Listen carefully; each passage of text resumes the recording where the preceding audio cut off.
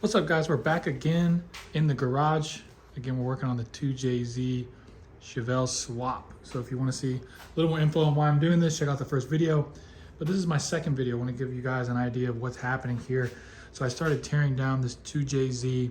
Now the story on this motor is that it came from JDM Orlando, supposedly switched hands a couple times, but someone that bought it, took it apart, painted it, made a poor choice to paint with this red, this blue, and the other cover white, which is sitting up there. But I'm gonna take it all back apart. I don't trust it. A lot of the bolts have been loose.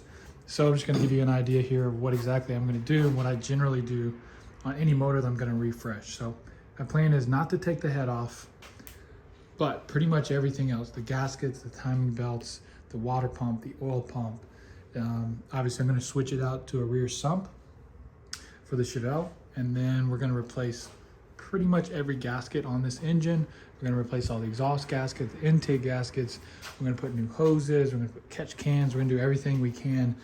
The main thing I don't want to do is start taking the head off, doing too much work there, because frankly, I don't want to blow the budget. And so I'm trying to keep this somewhat budget friendly, although these motors are not cheap to swap.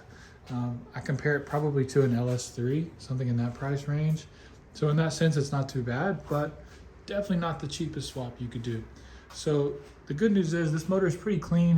You can tell the cam seals are probably due for replacement. This looks like the OE timing belt. It has Toyota marks on it. But if you've ever timed one of these, you know that there's timing marks here and here that line up with the cover up here. And then there is a timing mark down here that lines up with the dot on the oil pump.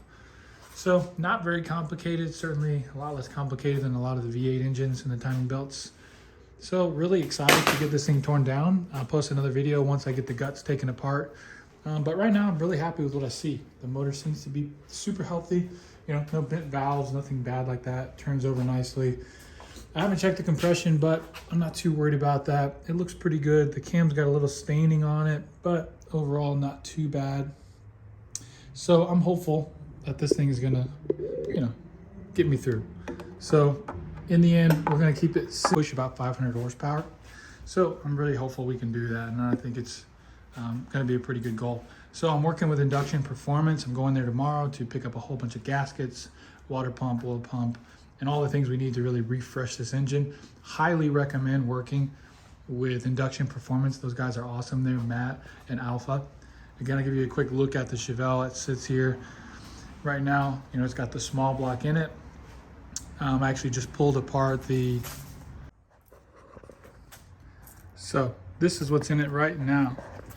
This is a small block 350 that was bored out. It was supposedly built a number of years ago by my grandfather. It was actually a pretty cool story. So when we pulled this motor apart, it had been on a stand for about 20 years, and it still had my grandfather's last name on the crank, which is also my last name. So that's really cool. I have a front runner kit on it. Like I said, I just took off the Holly Sniper. I sold that actually just to, make sure I didn't, change my mind. I went ahead and started selling stuff off of this. This motor is going to go on the shelf. It's been a lot of fun, but it doesn't leak from the rear main, and some of the water plugs are leaking. So I don't feel as bad about pulling it out, but it's still kind of tough to pull out a perfectly good running and driving engine. But anyways, let me know what you guys think in the comments. Should I go crazy with this thing? Should I replace the cams? Should I do head studs? What do you think? This is my first JZ build, but I don't want to go too crazy.